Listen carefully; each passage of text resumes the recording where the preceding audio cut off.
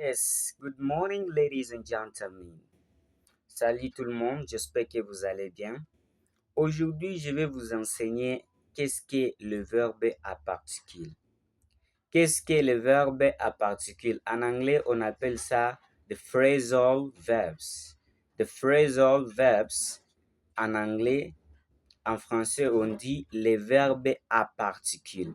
C'est quoi un verbe à particules? C'est tout simplement un verbe plus une préposition. OK? Un verbe plus une préposition. Ça peut être, donc le verbe c'est comme la voiture. OK? Et la préposition c'est comme le volant. Et la préposition, c'est le volant qui modifie la position de la voiture. Donc, on peut dire que la préposition modifie le sens du verbe. Est-ce que vous comprenez ça?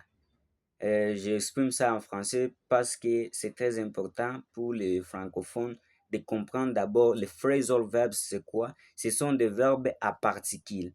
Les verbes à particules, en anglais, on les appelle les phrasal verbs. C'est beaucoup plus utilisé en Amérique parce que les Américains adorent le phrasal verbs. Vous n'avez pas besoin de savoir beaucoup de verbes. Non, non, non. Ça, non. Donc, en anglais, un verbe peut jouer plusieurs rôles d'autres verbes. Donc, ici, par exemple, on peut dire, par exemple, le verbe à particule qui prend, par exemple, up and down. Up, ce sont des prépositions. Quand on dit up, c'est en haut. Quand on dit down, c'est en bas, n'est-ce pas? Up, c'est en haut. Down, c'est en bas. Maintenant, il y a des verbes à particules qui marchent avec up et qui marchent avec down. Je vais vous donner un exemple. Par exemple, le verbe to put.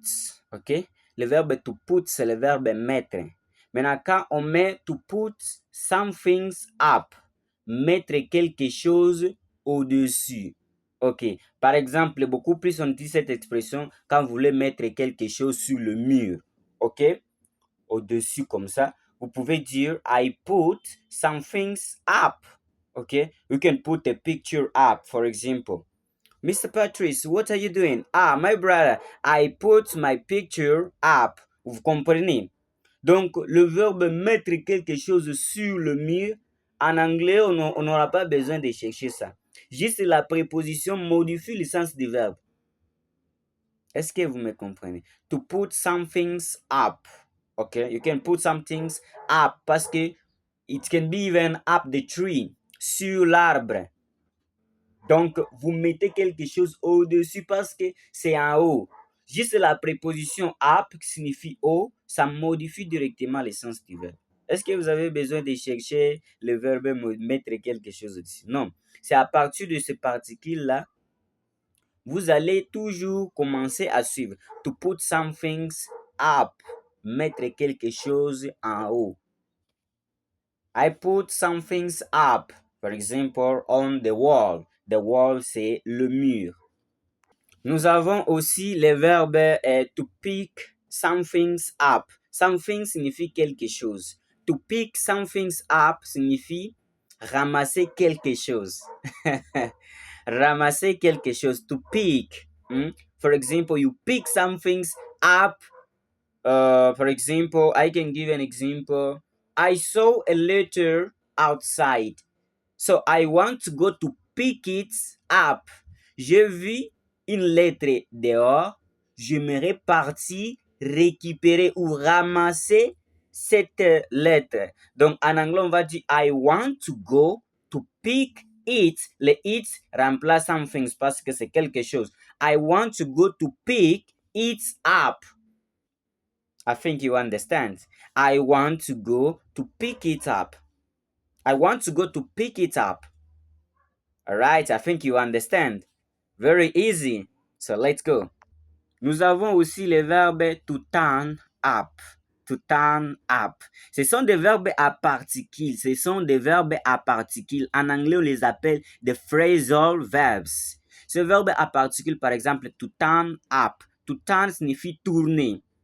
On utilise cette expression to turn something up, c'est-à-dire tourner quelque chose vers le haut. Mais ici, c'est beaucoup plus dans le sens de augmenter. Par exemple, I can't hear the TV. Could you turn it up a bit? I can't hear the TV. Je ne peux pas écouter la télévision. Could you turn it up a bit? Pourriez-vous augmenter le volume un peu? Pourriez-vous augmenter un peu le volume? Vous voyez déjà, to turn it up, augmenter, to turn it up. Could you turn it up? I think you learn, guys. I think you learned some things today about the phrasal verbs. So what I'm going to ask you is to subscribe, guys. Subscribe it for free. Subscribe and share this video to your friends. It will be very good for us. It will make us smashing, so that we continue to publish some things that are going to help you guys. This is so we continue with down. Now we are going to talk about the phrasal verbs that can work with the preposition down. Okay, let's go, guys. Ok, ici nous allons parler d'abord de premier phrasal verbs avec la préposition down. Par exemple, to take some things down. Okay, to take some things down. Do you see the picture here? Do you see it? Yes.